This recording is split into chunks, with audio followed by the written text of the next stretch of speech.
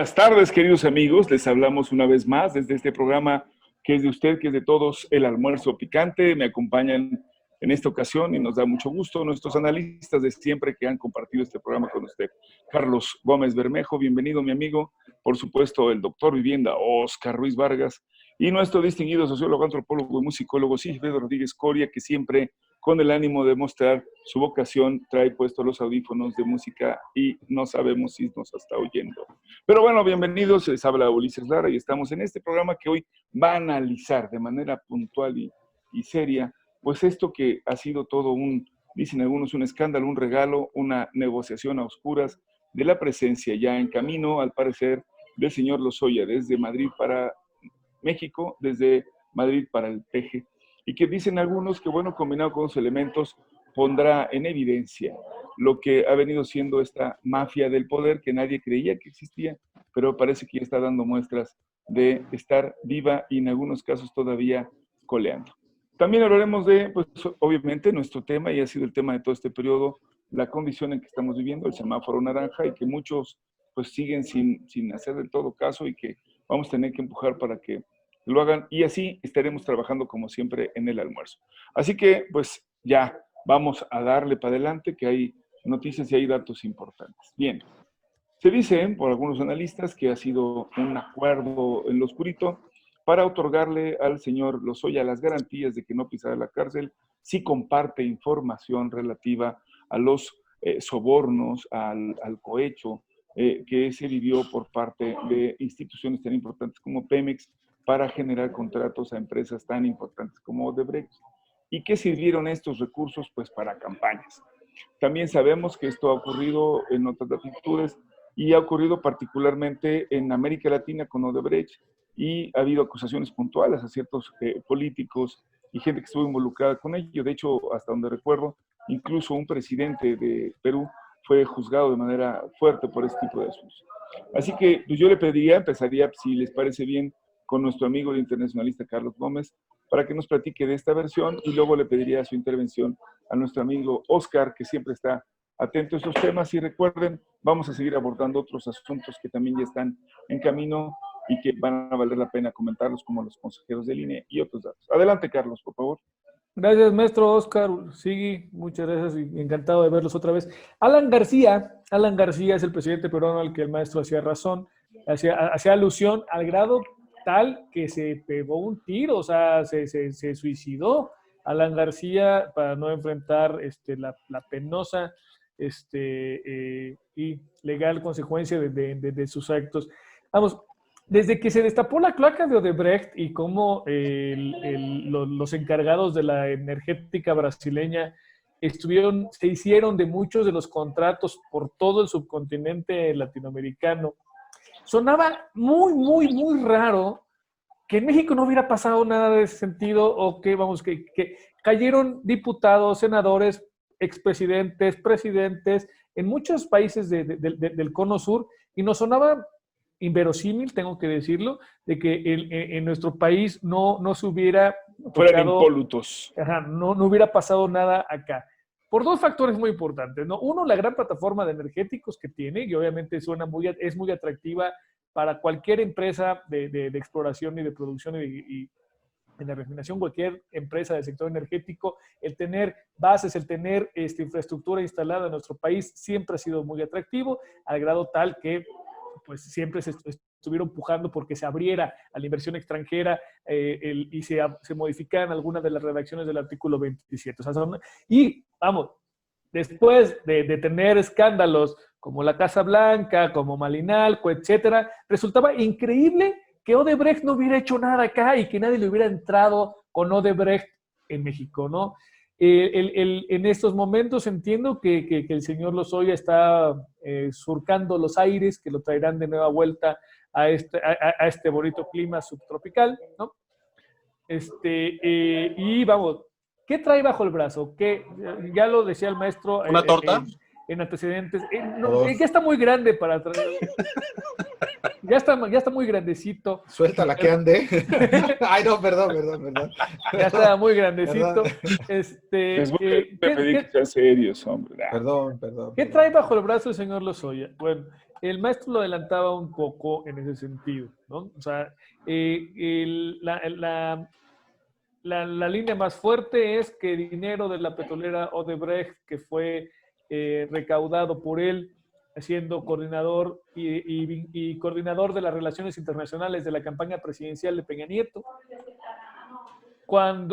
ofreciéndoles él ser el facilitador cuando en un eventual gobierno federal de Peña Nieto, entendamos que esto es durante la campaña presidencial, en un eventual gobierno peñanietista se vieran favorecidos con algunas de las concesiones de algunos pozos o algunos lugares que les interesara particularmente. Se habla por ahí de la friolera de $10 millones que fueron metidos en la campaña priista y de federal peñanietista y también en las campañas priistas a varios gobernadores del país. Algunos que ya están también, que siguen su propio proceso judicial. Caso concreto, Veracruz, Chihuahua, ¿no? Que están siguiendo su propia dinámica y tienen también, están en la mira de la Fiscalía de Hertz Manero. Entonces, vamos, tiene para rato el tema de Lozoya. Hay implicaciones de una agresiva política para hacerse de los yacimientos petroleros por parte de Odebrecht. Entonces, vamos, como lo hemos platicado aquí en nuestro subprograma que tenemos Oscar y yo, el almuerzo energético, ¿no? Vamos, es un tema... Ese no existe. Es un tema recurrente que hemos traído a la mesa del almuerzo, Oscar y yo. El tema de los energéticos sigue siendo un tema fundamental y con una gran trascendencia geopolítica a nivel mundial. Gracias, maestro. Muchas gracias. Mi querido Oscar, tu opinión, por favor. Sí, considero que nos tenemos que retrotraer al 2012 y el Pacto por México, en donde las reformas estructurales en materia energética se consolidó a Pemex como una empresa productiva del Estado, para ya no verse como una empresa paraestatal. Y esto a su vez le dio grandes posibilidades de discrecionalidad en el manejo de los recursos y los contratos. Hagamos un símil ahora a nivel de la administración pública con los órganos constitucionales autónomos que gozan de autonomía importante y otros mecanismos fiscalizadores que de repente escapan a los tentáculos del Estado y a la observancia de carácter ciudadano. Es lo que sucedió con Pemex en este momento y ese me parece que fue un impasse muy importante que aprovecharon quienes estuvieron en este lapso en la administración y al frente de la Dirección General de Pemex, caso concreto Lozoya, para realizar algunos contratos y procesos muy controvertidos hasta ahora, e inclusive que se llevaban en actos delictivos.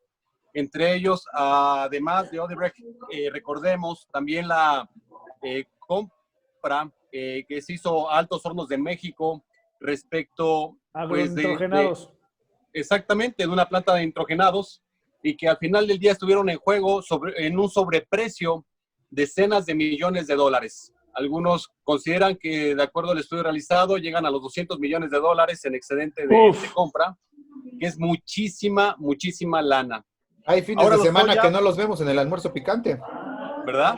Sí. Eso no lo cargo en mi monedero porque está más pequeño. Sí. Y lo echo en el rebozo. Ahora Lozoya casualmente, después de que fue aprendida su madre en Alemania, recordemos, y después de varios meses que se liberó ya la ficha roja de Interpol, fue capturado en España, casualmente donde está Peña Nieto también residiendo.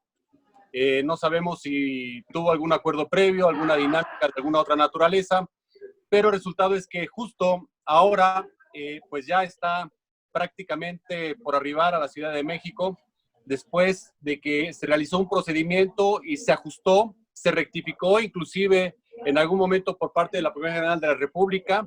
Como sabemos, tienen abogados muy costosos, en este caso Lozoya, que bueno, aplicando las relaciones... Y famosos también, famosos, ¿no? Por supuesto. Ni más ni menos. Pero ahora, ¿qué creen? Pues hay tres delitos por los cuales está imputado Lozoya. El primero es la operación por recursos de procedencia ilícita. Imputado, perdón. Ajá. Y bueno, el segundo es asociación delictuosa y el tercero es por cohecho. Recordemos que también sale de manera ya atemporal el proceso que le damos seguimiento, el de la compra de la residencia, una residencia de varias decenas de millones de pesos en Ixtapas y Guatanejo, en donde también está vinculada su madre, su hermana, y pues también su esposa, que también están como probables indiciadas, imputadas. Y en este contexto creo que va a estar interesante el escenario anticorrupción dentro del marco también de Andrés Manuel la semana pasada en la visita a Washington.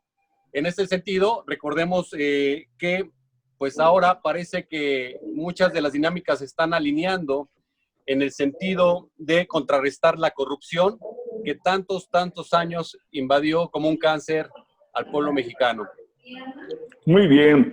Y mi querido Sigi, tu opinión, toda vez que has estado ya metiendo tu cuchara donde no debe, nada, es cierto. Sí, Sabemos sí, que Lozoya tiene nexos con tu familia en Michoacán. Sí, una finca de adelante. Una finca de aguacates, que tiene 3 árboles, nada más, así con medios enfermones, pero costó... Hacen puro billete verde, dices. Costó $300 millones, ¿no? Se está evaluando. Ay, entonces, ay. Ese es el tipo de negocios que hace Lozoya, ¿no? Pues a ver si le das más promoción a nuestro programa, no sé si así, nada. Con todo gusto, vamos a regalar un aguacate por cada suscripción al almuerzo picante, señor. Pero ese es el tipo de negocios que Lozoya hacía, ¿no? Entonces estamos frente al... yo diría al fraude del siglo en materia electoral, porque además pues fue un atentado a las estructuras democráticas, o por lo menos a la aspiración democrática, a la aspiración de la consolidación democrática. Y era una práctica que se venía dando, pues, ¿no? Desde Lavallato y en otros lugares del planeta, y de manera sistemática, pero aquí quedó evidenciado, quedaron los hilos abiertos, con suicidios ya mencionaba Carlos, ¿no? De algunos exmandatarios, por ejemplo, por la gravedad de la situación y por cómo quedaron evidenciados, y sí, el dolo que causaron a las sociedades. Yo quisiera versar un poco acerca del caso de Lozoya en el sentido de un poco de lo que decía Oscar sobre traer la torta bajo el brazo, porque todavía está por verse jurídicamente. Mucha gente está dando ya por hecho que va a haber una explosión de información y un maxi proceso. Estamos ante un maxi proceso. ¡Es nuclear, Jacobo! Es maxi proceso. Eso decían algunos, cierto. Muy bien Mónica, recuerdo, mi querido Carlos. Mónica Wexler, ¿no? Si no me recuerdo. Y sí, algunos piensan que es Erika Wexler. Algunos piensan que sí sería nuclear, pero falta ver cuál es el nivel de acuerdo y en qué categoría. No sabemos todavía en qué categoría viene, como testigo protegido, como testigo coadyuvante, como indiciado solamente. Apenas se va a hacer el acuerdo, ya está hecho, eso lo desconocemos todavía. Entonces, pues va a depender cuánto... Como arma letal contra su expartido. Sí, yo creo que son varias cosas, Oscar. Una venganza, ¿no? O sea, porque lo dejaron colgado de la brocha, muchos. Uh-huh. Yo creo que incluyendo, podría ser el mismo con el que fue vecino allá en su residencia, ¿no? Que mencionabas hace rato. Ese podría ser uno. Varios aquí que le cerraron las puertas, diputados, ¿no? Se está hablando de que hay diputados que fueron comprados y que Lozoya va a ser el que les va a decir con cuánto y a quiénes y en qué condiciones los compraron para el voto en el Congreso para la reforma energética. O sea, hasta allá llega el golpe enorme, ¿no? La campaña de Peña Nieto, ¿no? Fondos para comprar voluntades, para comprar medios informativos, en fin, un montón de cosas. Así que falta ver todavía, porque por ahí pues va a llevar la voz cantante el fiscal, Hertz Manero, va a ser quien va a establecer los criterios para el acuerdo y la categoría en la cual entre en este proceso el mismísimo Lozoya. Así que está por verse todavía. Va a haber seguramente información suficiente para una tesis doctoral. A fuerza, pero... Bueno, pero no solo. A ver, pero sí creo que bien dice Sigi, y aquí yo quisiera intervenir sobre el apartado. Evidentemente, dará pruebas o elementos suficientes como para demostrar que no solamente se actuó de manera contraria al derecho y hay un delito, sino precisamente contraria al interés social del Estado mexicano.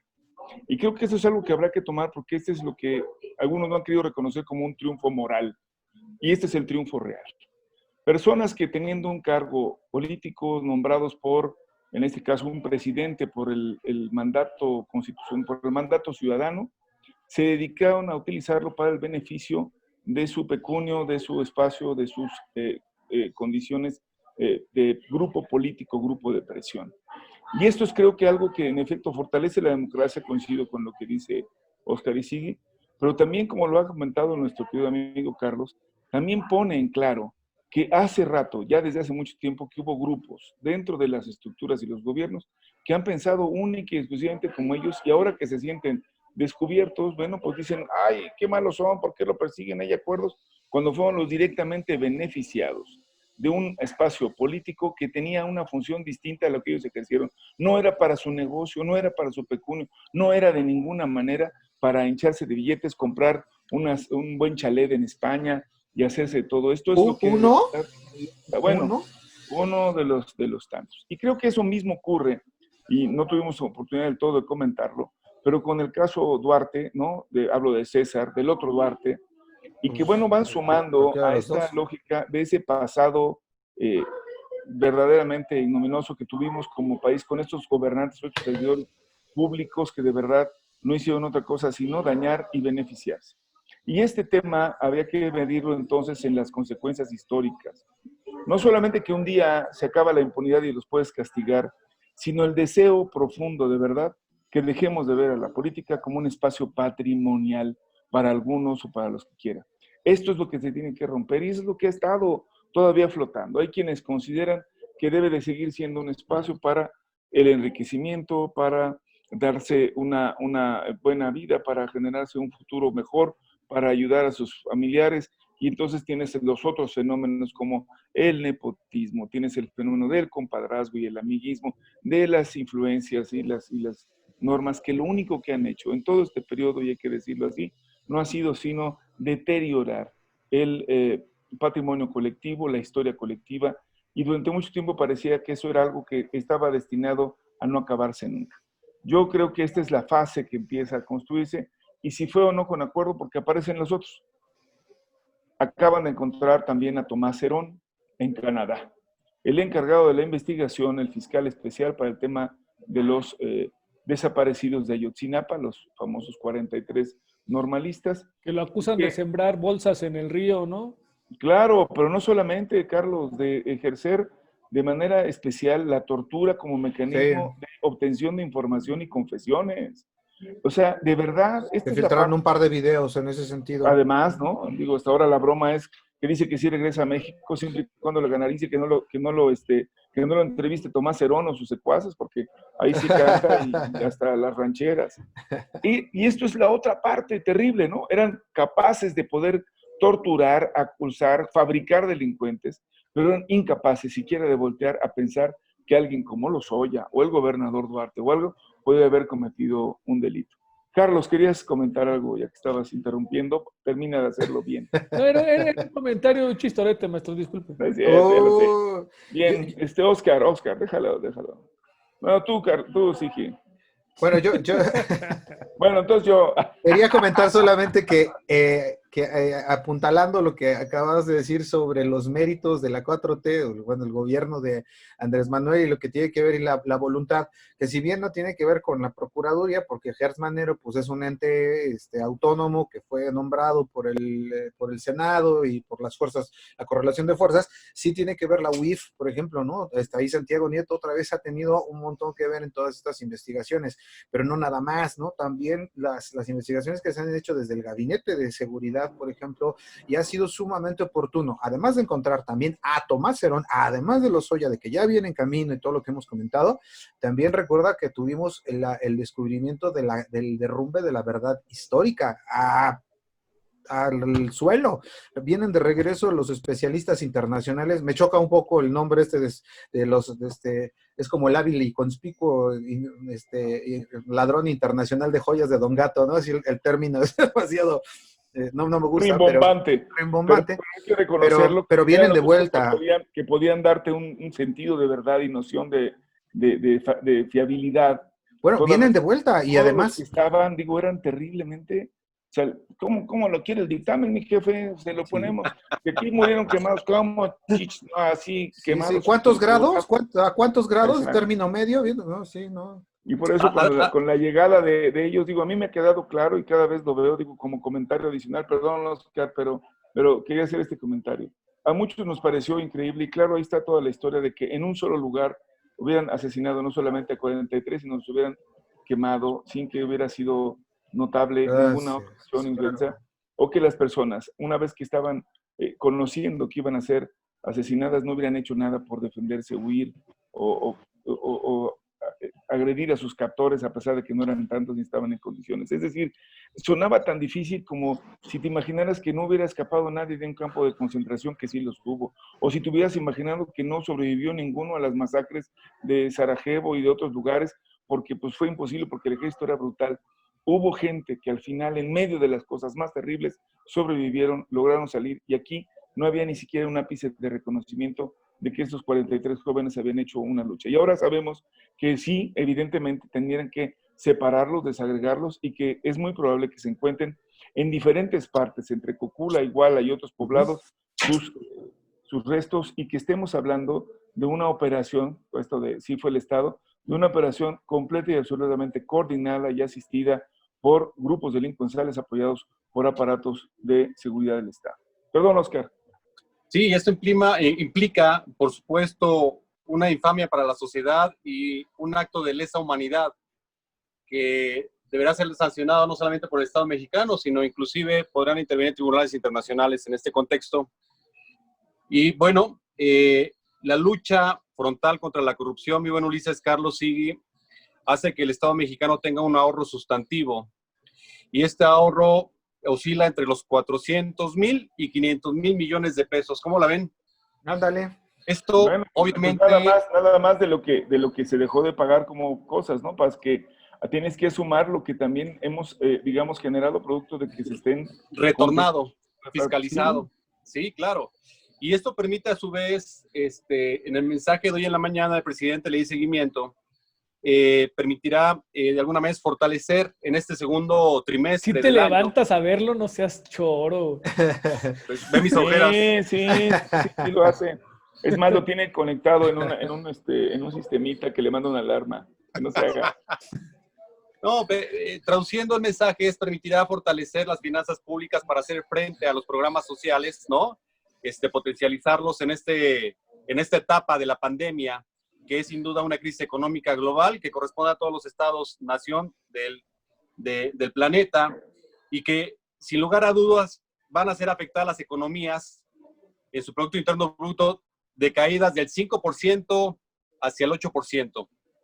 Entonces, este gran ahorro de recursos y este retorno de recursos, como bien dice Ulises, a las arcas del Estado, va de alguna manera a servir de pilar y a potencializar precisamente los programas sociales que están evitando una crisis de carácter humanitario en el país. Bueno, esa es la combinación que han estado insistiendo los opositores, ¿no?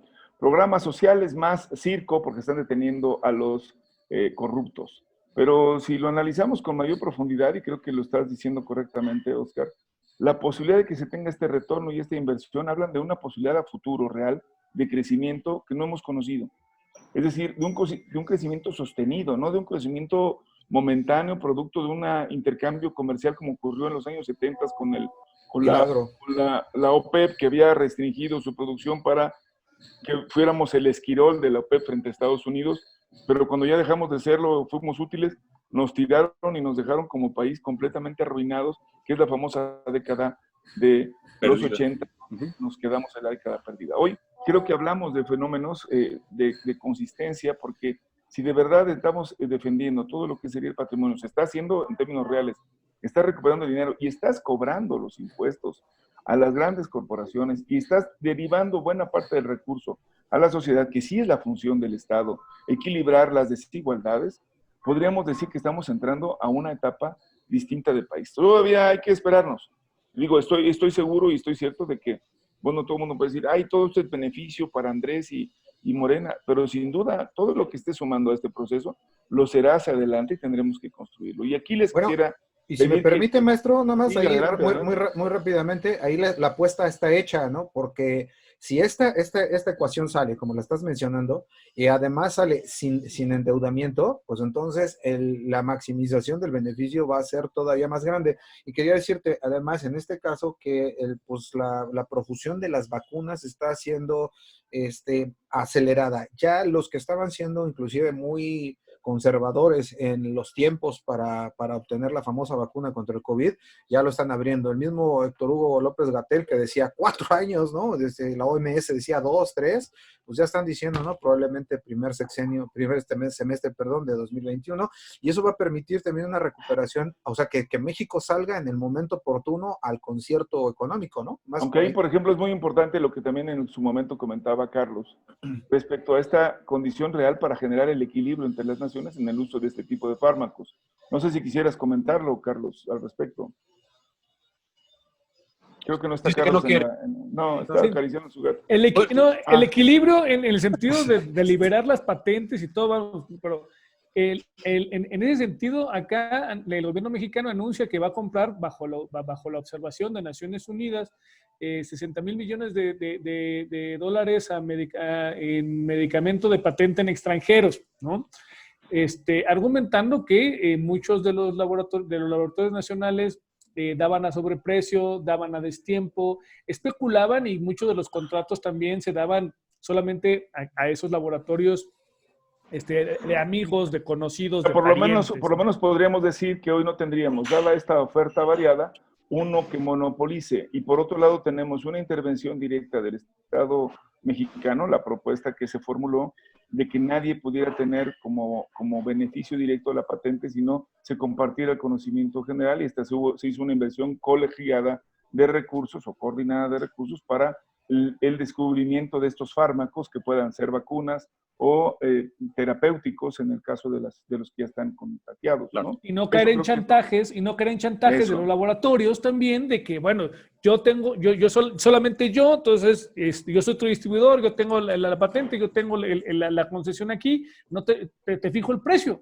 que me dé mi gana, y creando escasez, creando una mala distribución. Claro. Sí. Bueno, pues tenemos la sorpresa que la semana pasada el Ministerio de Salud de India autorizó precisamente la salida ya formal de un fármaco precisamente contra el COVID.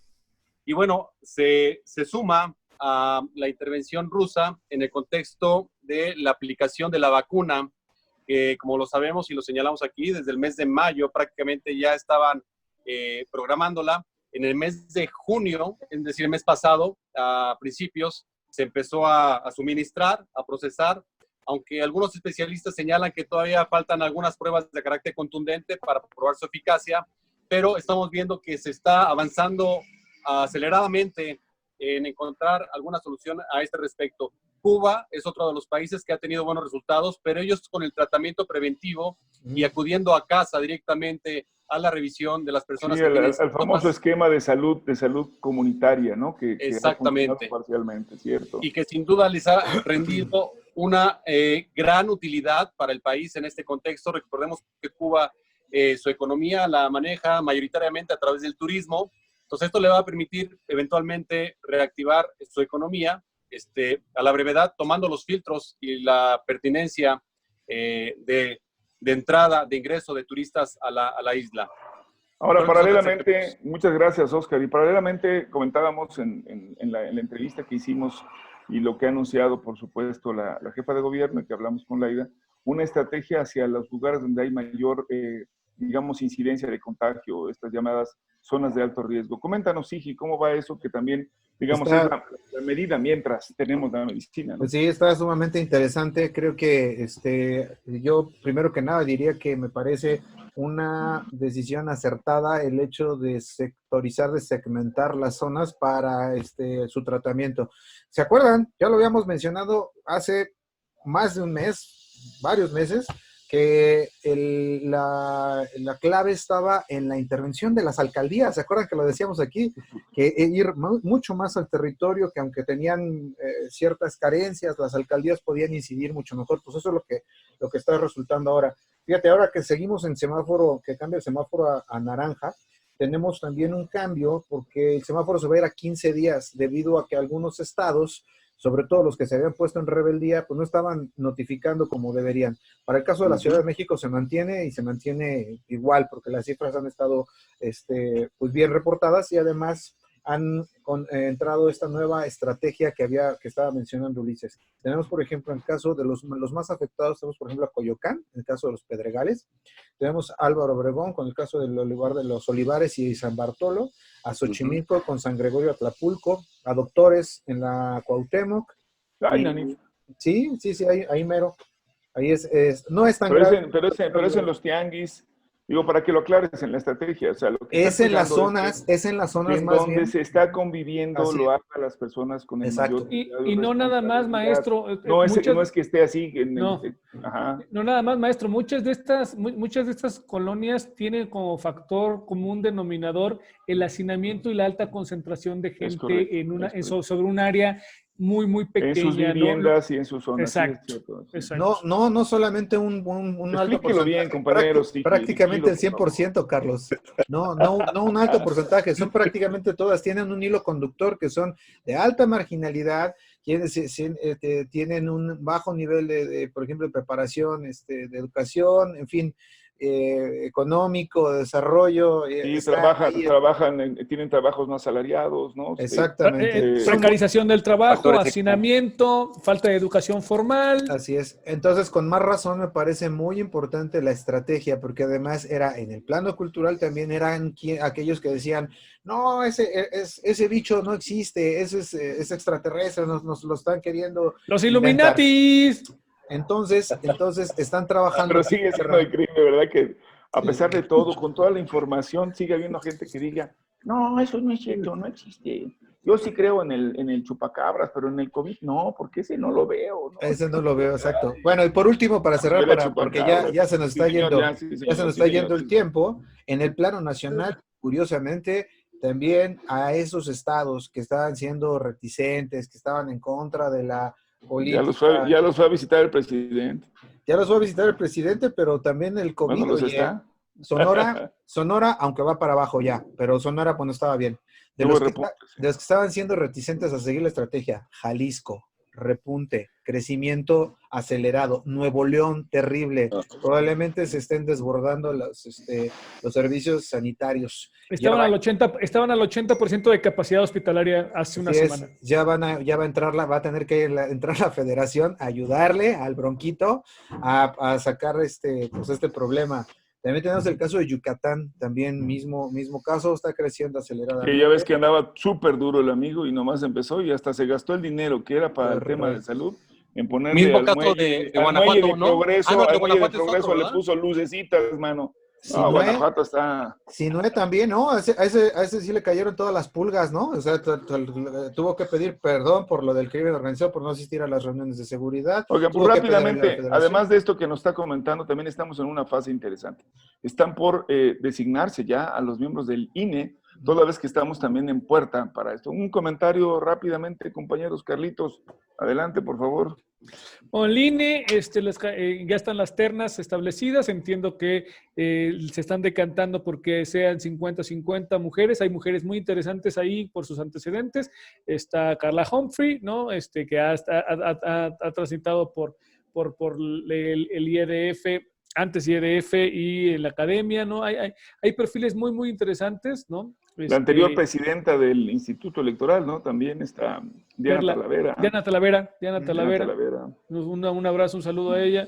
Hay perfiles muy interesantes. Me decanto porque sí sean mujeres. Va a ser un papel muy importante en las elecciones y para tratar de mediar las aguas porque los jocolazos van a estar de avaro. Entonces tiene que haber un referee que los ponga en paz a todos. Eso va a ser interesante verlo. Oscar. Sí, que los consejeros en vigencia de funciones del INE mantengan su neutralidad en este proceso, que no metan las manos, es importante. Y que tampoco sigan comprando motos Harley Davidson para usarlas de paquetería, por favor. Que me las regalen a mí, que me las regalen a mí. Sí, sí. Que me la regalen a Hombre, mí. eso sería... Pues se hizo una comisión. Qué suntuoso sigue siendo el gasto de todas maneras, compañeros. Siguen siendo las elecciones más costosas. Se gasta muchísimo dinero en un montón de temas. Reparto de materiales, impresión de boletas, instalación de urnas, capacitaciones. Está bárbaro, la neta. Sí, Al grado que se hizo una comisión para los candidatos. Para pocos eventos, ¿eh? Pues miren, ahí está, ¿no? Por eso hay una comisión. Digo, algunas de las partes de la comisión han sido de los integrantes, ¿no? Como Ackerman se lo cuestionaron, pero hay otros como la propia doctora Magaloni que están participando. Bueno, pues esperemos de verdad que en este cuerpo de consulta se tomen las decisiones más adecuadas, porque sin duda necesitamos credibilidad en ese tipo de organismos, pero también confianza en que las personas que estén al cargo lo van a hacer de manera adecuada con todo lo que marca la norma, pero también con el criterio de justicia. Y creo que eso va a ser una parte del debate que vamos a tener que iniciar hacia adelante. Yo sugiero que abramos, como lo hicimos la otra vez, un análisis, ojalá y podamos invitar a nuestros amigos analistas de temas electorales, porque ese consejo, acuérdense que va a definir cómo quedan también los órganos políticos electorales de los estados, es decir, los OPLES. Y esto apenas es el órgano general y habrá que ver cómo están y si hace una evaluación o no de los órganos estatales, porque algunos, hay que decirlo, pues han dejado, digamos, una huella. Mucho que desear. Mucho que desear, ¿no? Y bueno, pues lo hemos visto, ahí están los casos en su momento de Veracruz o lo que ocurrió en Chiapas, lo que ha ocurrido en Oaxaca no ha sido menor, y creo que estamos en ese esquema.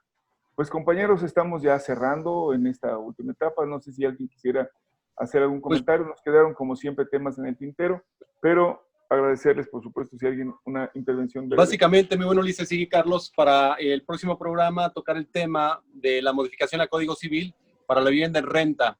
Un tema sin duda controvertido, que Muy ya bien. se arrancó la semana pasada prácticamente, está todo lo que da. Entonces, en la próxima sesión estaremos abordando el tema, mi estimado Ulises, Carlos y sigue.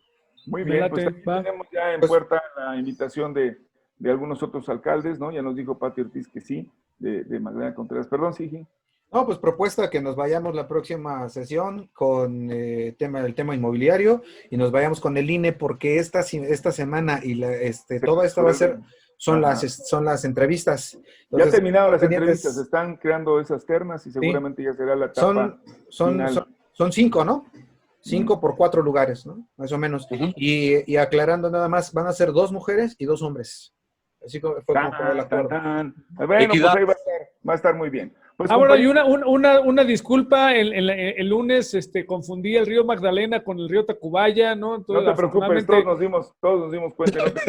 Gracias a ustedes por no haberlo dicho al aire y no abochornarme. Pero ya lo estamos diciendo ahora, no te preocupes, te podemos seguir humillando. Ya pues compañeros, vamos a hacerlo ahora sí, espero que lo hagamos bien. Esto fue el almuerzo picante. Casi salió. Casi. Abrazo para ellos, beso para ellas. Quédense mucho.